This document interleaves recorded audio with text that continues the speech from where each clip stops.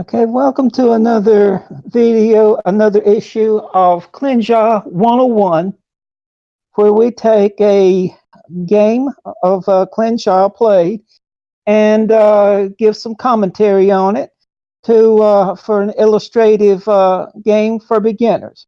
My name is Kahrang, and I'm one of the teachers and the Klin Zha channel. Some of my associates, jaWohl. Good evening. And the one of the participants in the game, roteq. Hello. Okay, jaWohl. I believe in this game you had first placement and you took the gold squad.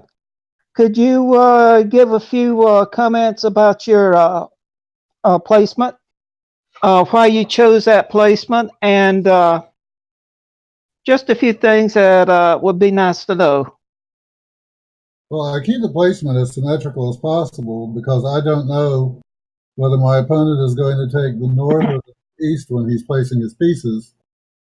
And I don't want to have a weak side for him to exploit, so I keep it mostly symmetrical.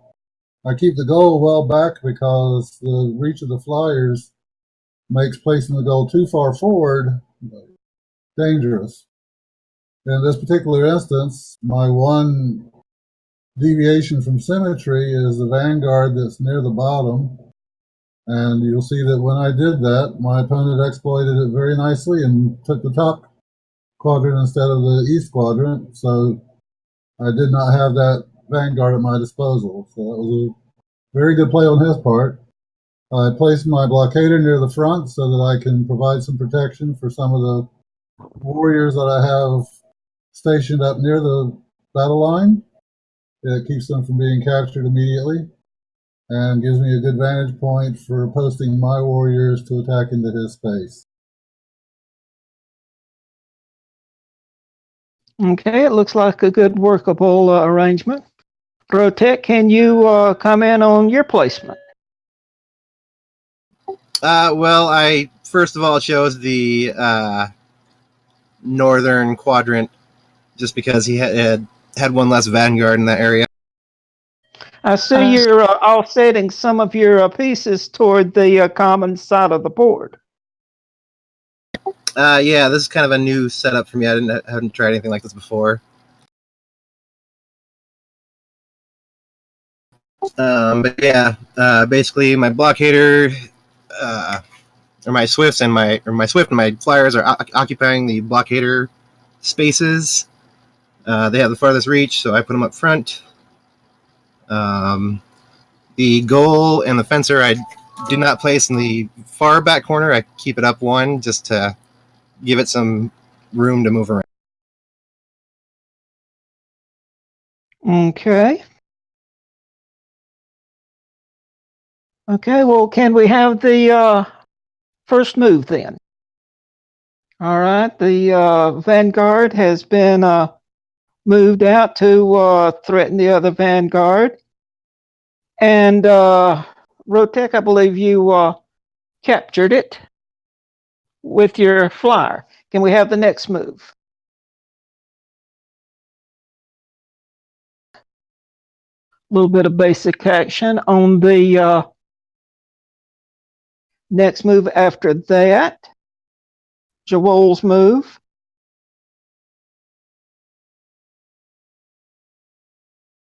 You could actually have used either flyer to recapture. That is true. I went for the one that was the furthest out just to bring it more into play. Okay, now, and then Green's next obvious move is to capture the endangered flyer. Okay, now, at this point, jaWohl, your next move.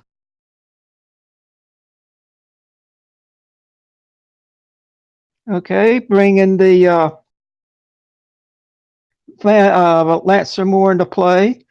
And once you play a few more games of Klin Zha, you will find that an unguarded flank is a straight line for a flyer to your goal. And that tends to spoil those plans. Okay. Nothing very noteworthy now. roteq, your next move, I believe, was moving your Swift. Okay, and I think you might have possibly overlooked a capture.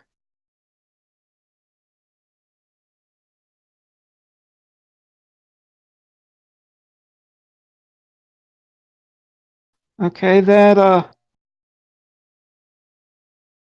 by moving the Swift like that, it was undefended and an easy target for gold to capture. The flyer cannot touch that because it passes over the first two squares. So that was a free capture for gold. Okay, green's next move.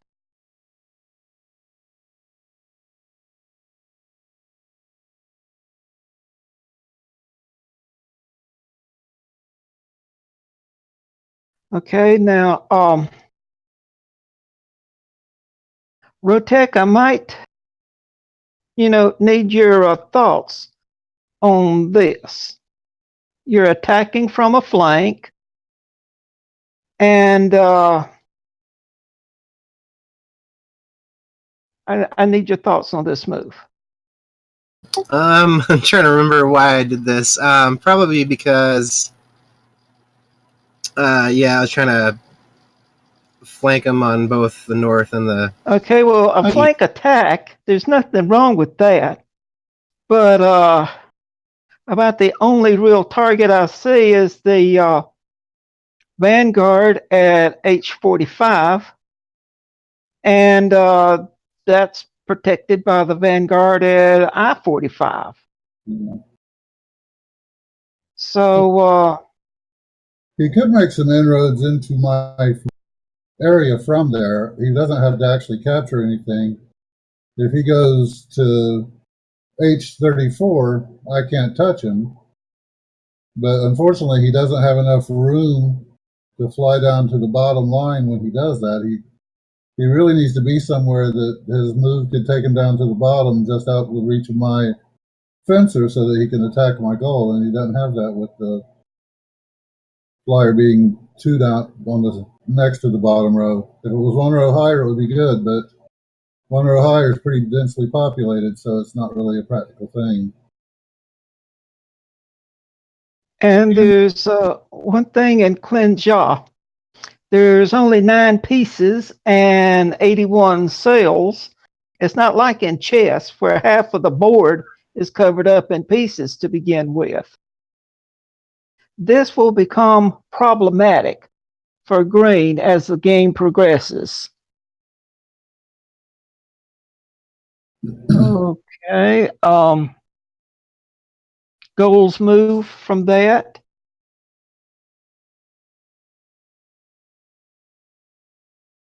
Gold really, ignored the fencer move, the flyer move, and he's got 2 attacks on an undefended Vanguard. Actually, that's right, 3 attacks.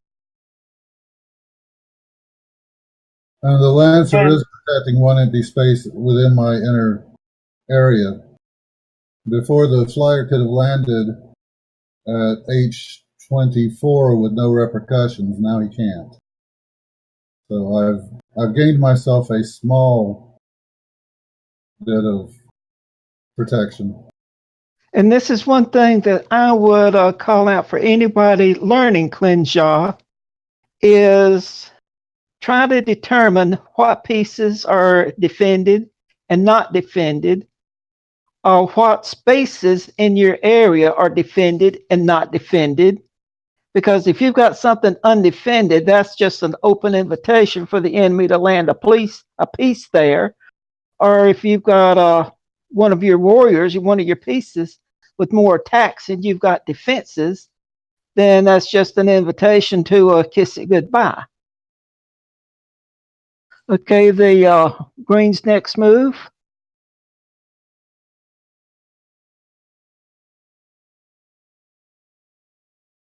was to move the blockader back, to be more of a defensive move than an offensive move. roteq? Yeah, definitely defensive. Yeah, this is one of my more reckless games. So. Okay, at this point, roteq, you've got a flyer that's kind of out of the main battle area, and -1 swift.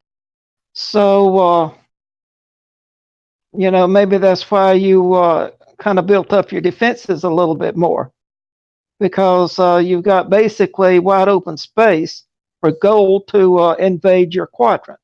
Gold's next move, capture the vanguard with his swift. Green's move to that is to move the fencer out.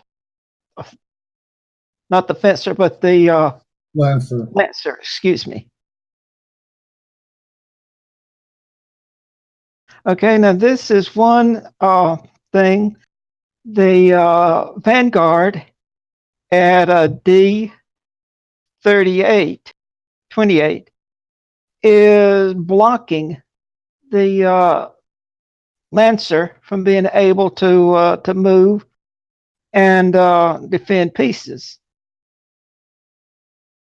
And this is one thing about the initial placement that is going to become problematic. You're having to move it sideways and take a move just to get it where you can move. Gold's move is to move the Swift, I believe, to F36. Yes. And one more example of centralizing your position and control of the center of the board. That those concepts apply directly from chess. The green's move to that would be to move the Lancer. Again, moving the piece out to bring it into the battle. That's good. But it's opened itself up for a double attack from gold. Okay, jaWohl, before we show your move, where would you want to move your Swift to do the most good? How can you attack two pieces by moving your Swift? Well, it's called a fork. And basically I can fork the Lancer and the Flyer with a couple of different locations. I just want to make sure that when I do, since I don't have any defense on the Swift, I need to make sure that neither of them can touch me. So if I move my Swift to G47, I'm 2 cells away from the Flyer, so he can't get me. And I'm 4 cells away from the Lancer, so he can't get me.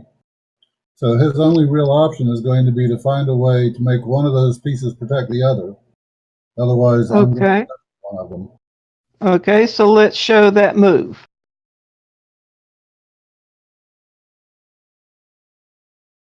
Okay, so you can see we're 4 squares away from the Lancer, so the Lancer can't touch you, and 2 squares away from the Flyer, so the Flyer can't touch you, yet you could capture either one of those. Good move. Thank you. And green's move to that.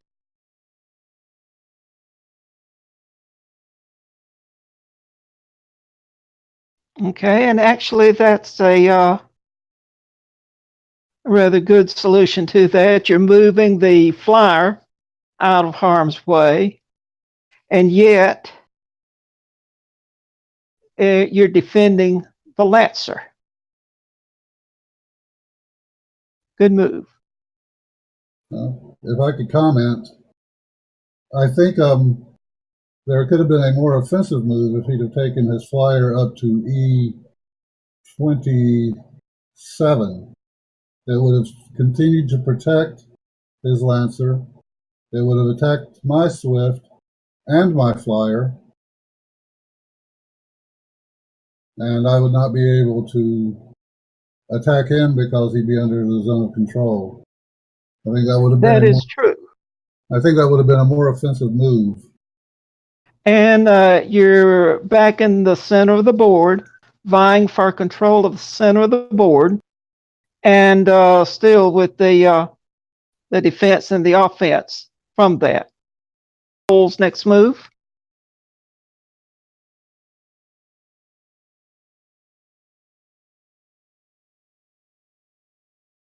is to move the flyer.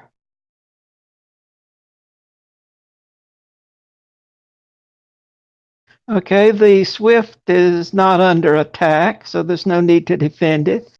But gold brings extra attack onto the Lancer.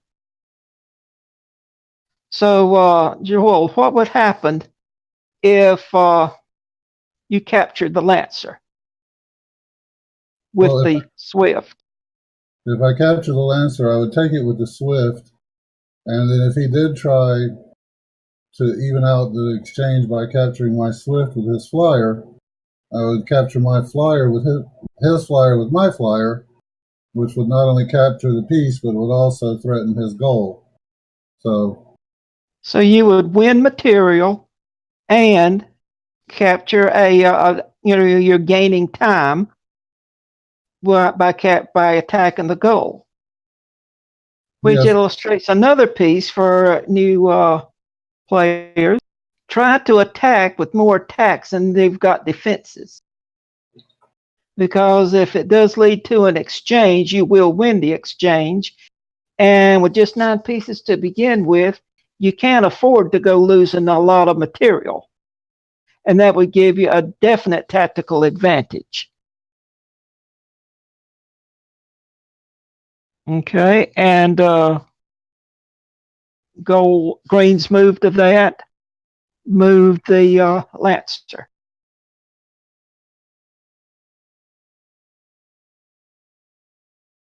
Okay, this is an aggressive move for green because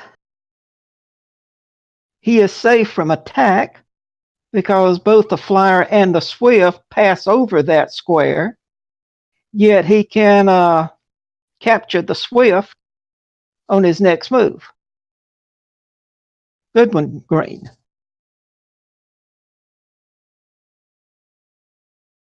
Okay, jaWohl, your next move.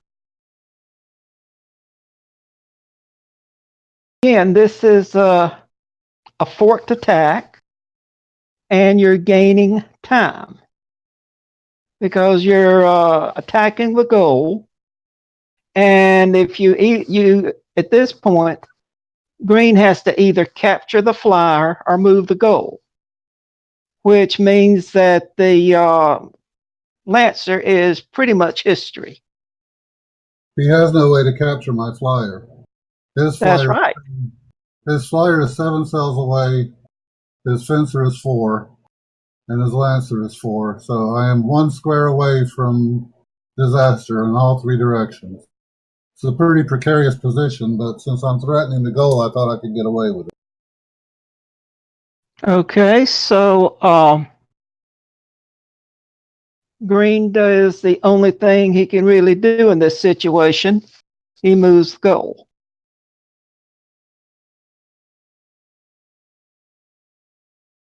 And at this point, the goal is safe from harm, but the Lancer is still very much in danger, which I believe is gold's next move. It better be.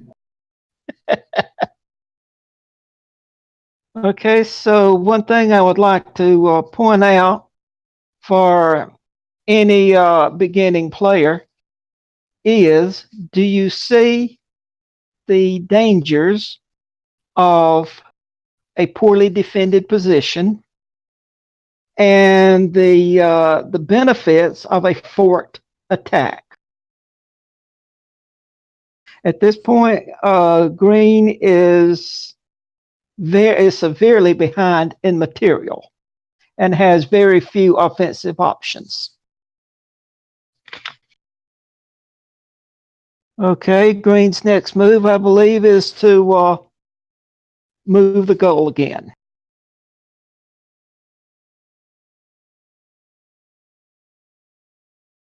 Okay, roteq, any thoughts, comments on the game at this point?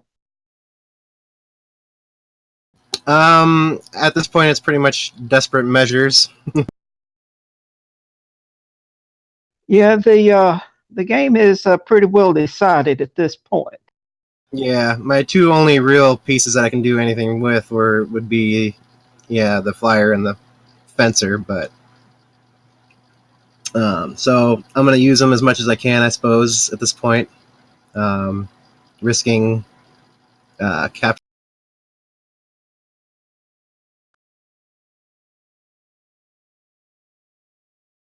Okay, again, moving the Swift out of harm's way, but still able to threaten the goal.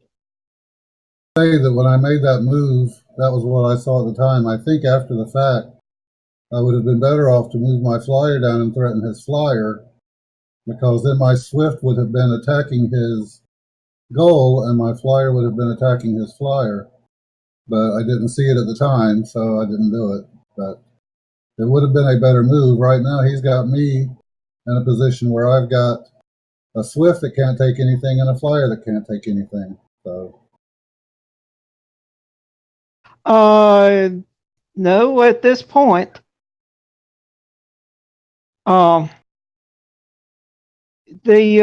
goal is 4 squares away from your Swift. It is very much in danger. The flyer is not doing much, but your Swift is attacking the goal. My Swift is 1 square away from his goal. Okay, now after he moved, yeah. Yeah. That was a very aggressive move for green at this point. Yes, it was. What I was saying was that I could have moved my flyer and been aggressive myself, and he wouldn't have had that opportunity.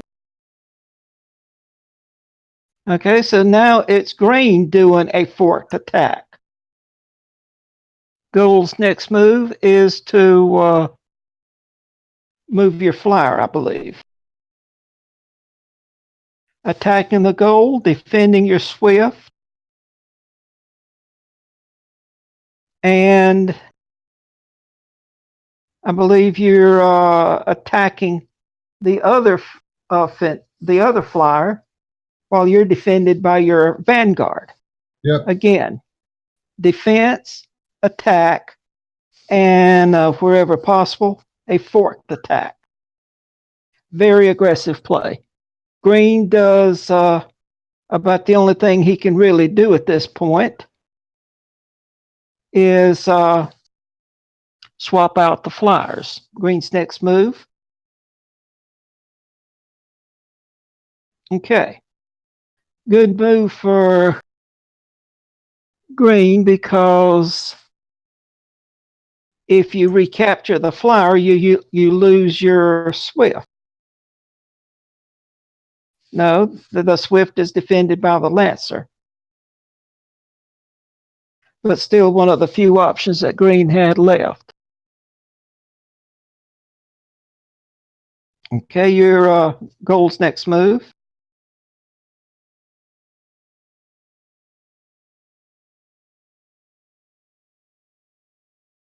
Gold is moving the blockader up. And one thing that's underappreciated in a lot of games is the blockader. Because a properly placed blockader can really hem in and cramp your opponent. So goal is moving the blockader more into the fray. I don't think the blockader has moved. I think the last move he took my flyer with the Vanguard.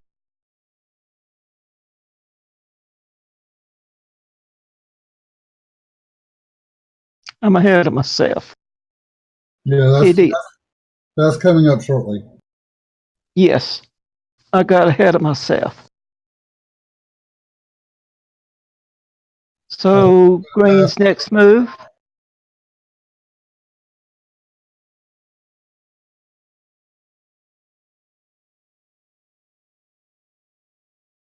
Now at this point, green drops the goal. And an abandoned goal is very dangerous. Because if the goal is abandoned and it comes under attack, then by the time you move to pick up the goal, it's already captured. So abandoning the goal is a desperation move.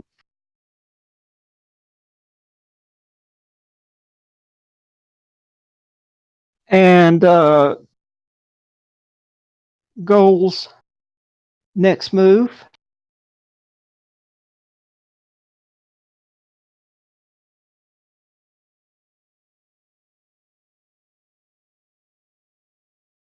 is to move the Swift back.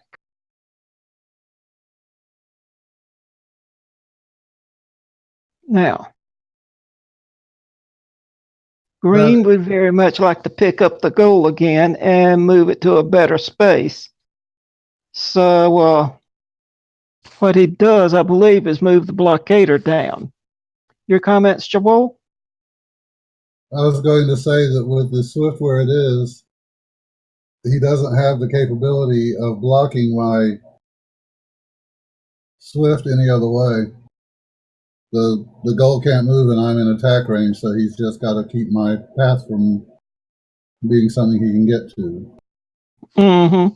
Actually, the goal is still under attack where you moved it to. It's under attack by 2 pieces.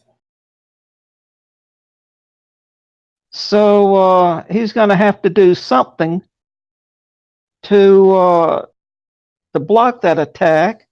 And this is where the blockader and the zone of control really comes into being. Green's next move. About the only thing green could do. Now at this point, neither the Lancer or the Swift can endanger the goal because the green's zone of control prevents that.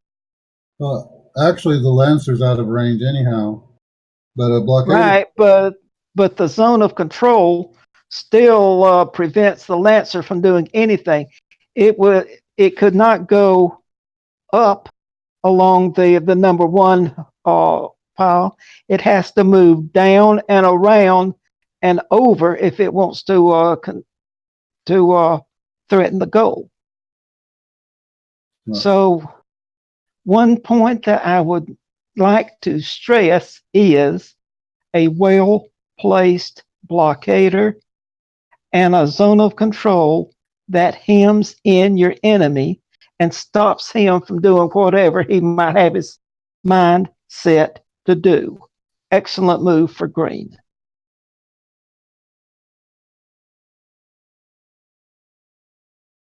Okay, so gold's next move.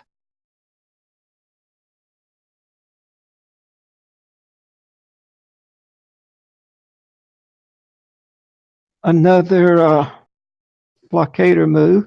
Now, jaWohl, why did you move your blockader there? What advantage do you have now that you did not have before? My Swift has a path to his goal, and I'm keeping his fencer from wreaking any havoc down in my lower area. He can't get to it so easily now.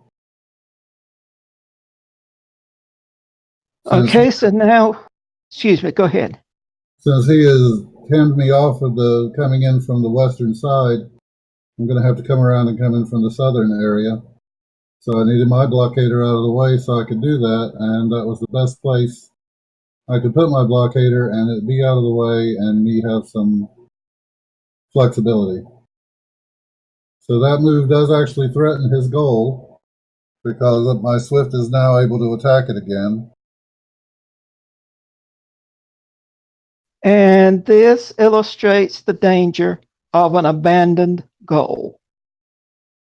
It's under attack and it cannot be moved to safety before it's going to be captured.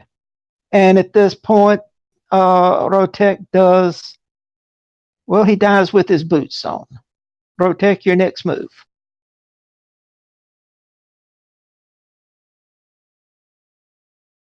He moves to retake the goal.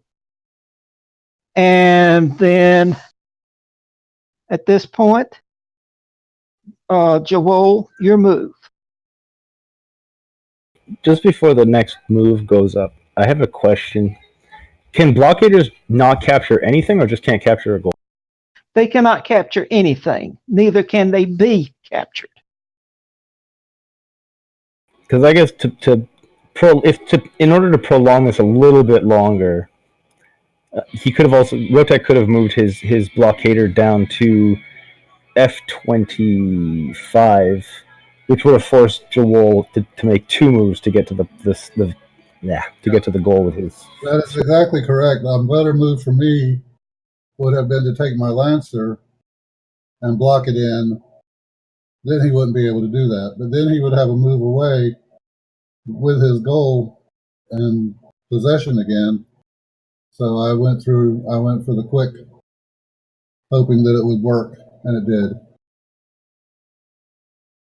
But at this point, green really has few offensive options. And that would have only prolonged the game a few more moves.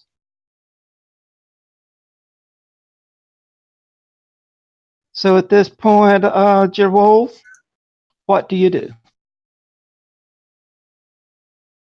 Capture the goal and win the game. Jaristen Tescus Taltak Leon. To me, this is a good example of a well-defended position with enough mobility that you can attack on several fronts. It shows the benefits of a forked attack, and you're beginning to see how the initiative can be gained, how time can be gained and lost with wasteful moves. This completes this commentary, and I hope that you found this beneficial. And good luck on your games, and kapla.